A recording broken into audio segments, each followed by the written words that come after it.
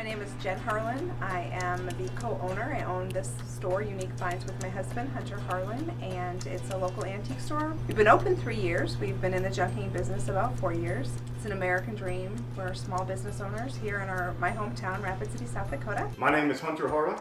I help my wife at the store. I got a full-time job elsewhere, but when I'm off, I'm typically here helping her do whatever she needs help with. I met her 24 years ago up at Sylvan Lake, and first time I ever seen her, I knew she was the one right there. So I chased her all summer long and ended up taking her back to Tennessee with me. And 10 years later, we moved back to Rapid City. So we didn't know at the time that it was going to be an antique store. We didn't know where the path was going to take us. We just knew that we loved history. We loved junk. We loved treasure hunting. And before you know it, this building came up. This old home has the character we love, and we've been open ever since. We started doing some auctions. Next thing you know, we're going to do some picking. Next thing you know, we're hardly doing any auctioning. We're almost going out solely and going out to the ranches out in South Dakota, and we'll travel down to Kansas, and we'll travel down to Tennessee as well and do some pretty good picking. It's a family affair for us. We have 2 boys. One is a senior in high school, and one is in 8th grade. You know what works good as a family? Of course, the kids, they're not into it like we are. What would you rather be doing? Anything but this. Being done, probably. We'll load the kids up in the back of the vehicle, you know, and they'll have about this much room for about a 6-hour trip. Here, this can go in front of your feet. There's no room, Dad. Put it right, hey, and be Dad. careful. And watch my windshield too. I've already broke it once, and this truck ain't got that many miles. You can have it on your side. Yeah, whose Knock fault it was off. that? Here, just keep this back there. Hurry up. Find a Stop spot for complaining. them. A lot of traveling. That's good though. A good road trip is good for the system. It's probably funner for us than it is for them, you know. But you know, it's funny because every now and then they'll pick something too. So even if they say they don't like it, they like it sometimes. You like it? No. No. Who's got the better eye between those two? Mason. Who's got the better picking skills out of you two? Oh, me. Hands down. Hands down. Yeah, Mason's a little bit more mature, so he pays a little closer attention. And you know what? He kind of knows what we like, so when he sees something and we missed it, he'll call it out for sure, you know. But Alex every now and then will pick something too. How do you feel about your brother? It's pretty good. We fight a lot, but it's pretty good. Sometimes we fight a little bit, but we're pretty close. My thing is I love it as much as my wife. My problem is I like to take stuff home, so we got a house with stuff in it. How's that? I wouldn't say full of stuff, but we got some okay stuff there for sure. But so that's both of our probably favorite part is going out and buying it, you know, and going through these barns, and you go to some of these ranches, and when they got 4 or 5 barns, and they're going to take you through every one. We just did one last week, and been in the family 4, maybe 5 generations, and it was just full of antiques. You know, we've gone to Kadoka, which is only a little over an hour away, and same deal when the barn's open and it's stacked totally full with things that are 100 years old plus. For us, that's exciting for us. And they allow us to come in their life and purchase things and bring back to our store, and we're able to resell them and rehome them and keep them out of the landfill. We've sold signs here that were over 100 years old, and we had a lady come in, and her grandfather, great-grandfather, owned the first bread shop down in town and didn't even know those signs were still around. So we ended up getting that sign back to the rightful owner, which is truly a family member, which is pretty cool when you put something in the right place. I think that's almost as exciting as selling it and making money. I mean, which we have to do that, you know, but when you can put it back in its right place, that's pretty cool right there, you know.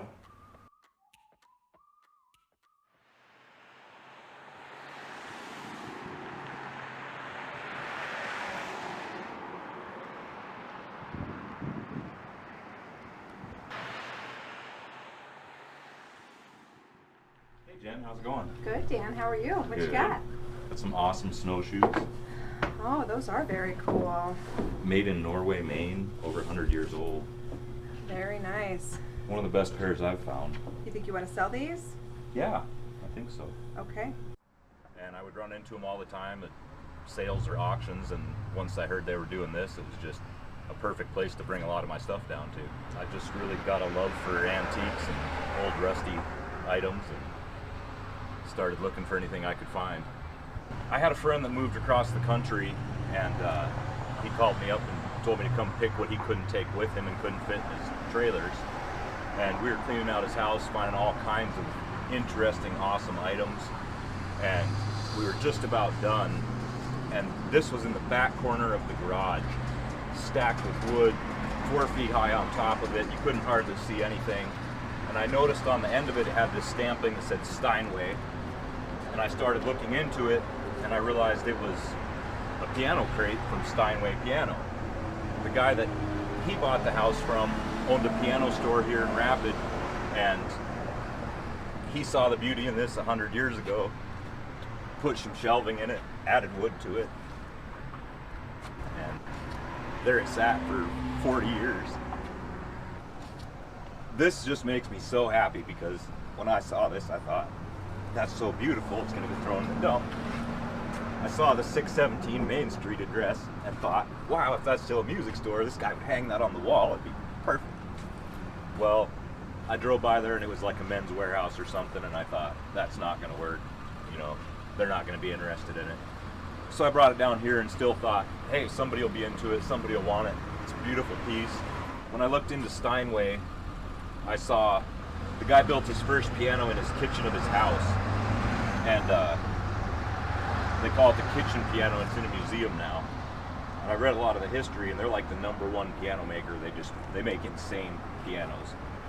And I knew that this would find its home somewhere. Never did I figure it'd go back where I pictured it going. And I spent 30 years in the music business. I've done property development, have done historical restoration, so history becomes a big part of my life, as getting back in time and taking a look and bringing the old back to life, which I have done in properties that I've owned, and I enjoy that tremendously. I'm Dan Seffner, and right now I'm President and CEO of Destination Rapid City Main Street Square. So a little bit about you. So you worked here at the piano store. I started at the piano store in '74. Okay. And that was Plummer Piano at the time on the corner of 7th and St. Joe. That's where I began. Mm-hmm. And then, fortunately, as time evolved, I ended up buying a company.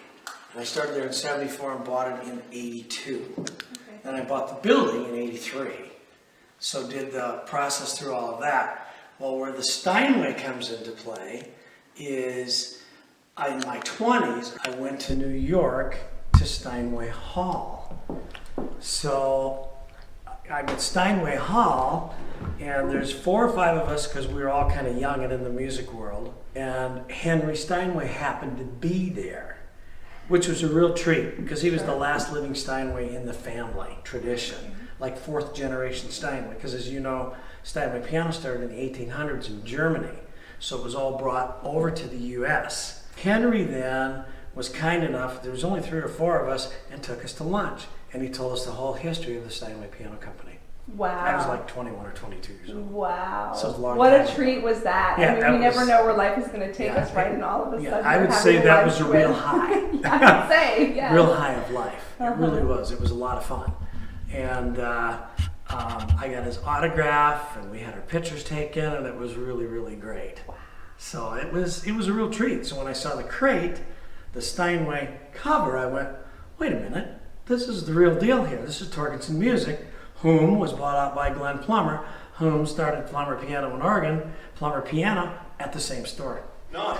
So I got digging this morning. I went, Dan, you got some pictures of this somewhere. And sure enough, I do. Dan, There this they is are. such a treat. I Oh know. my gosh, this is It is fantastic. a true treasure. That's 1950s. Oh. I would say this is probably, I can almost tell you by the piano.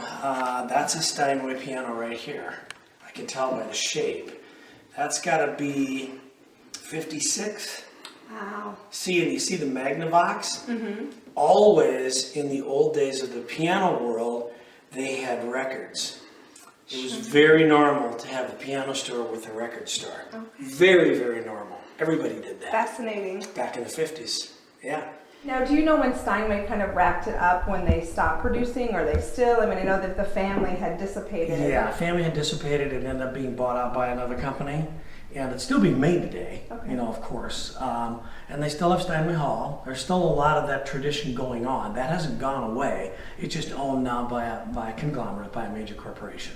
Okay. And they're still building the piano, and they're still doing it, and they're still very expensive. They're still high end. I mean, 50 years ago, a Steinway piano was $5,000. Wow. So I mean, they're still very, very high end musical instrument.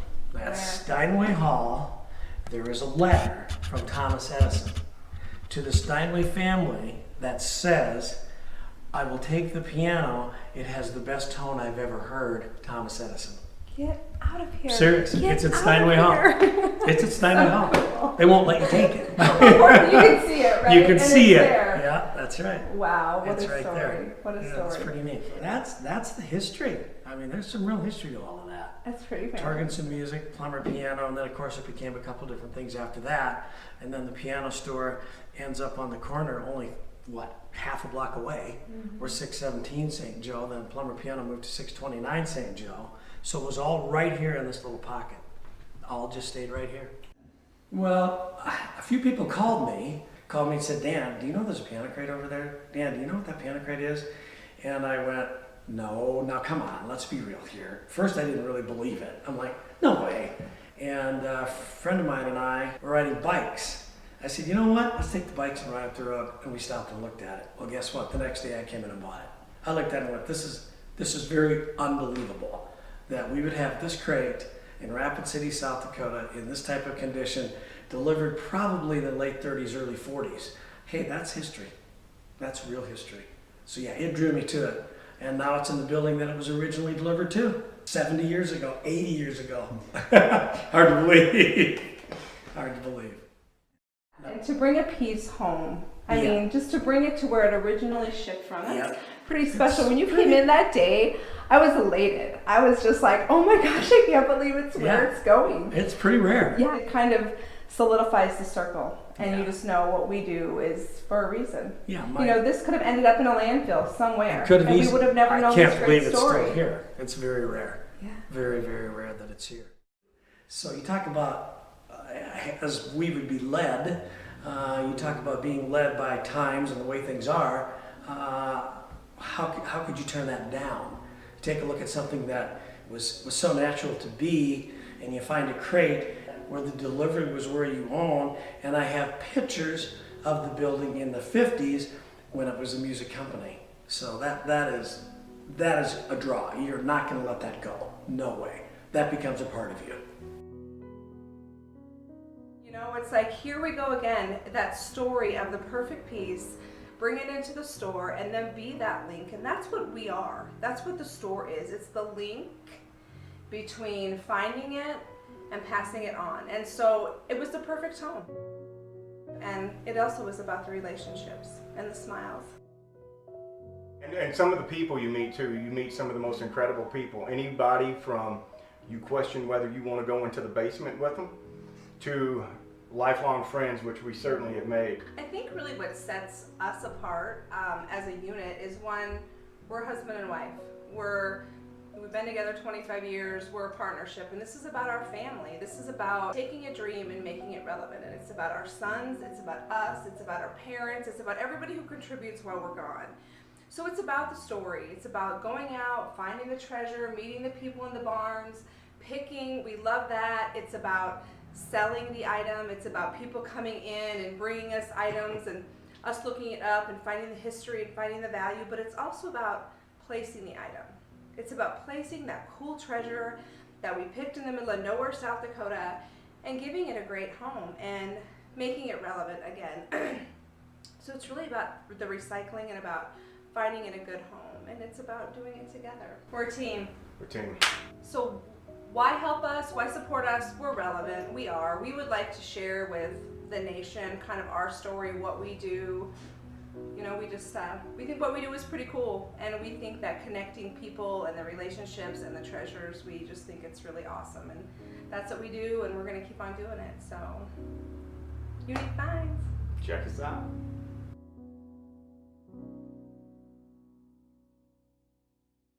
The crate will stay in the building that it was originally delivered to. I will be renovating one of the areas that it is in and hanging on the wall. It will stay here for as long as I have it.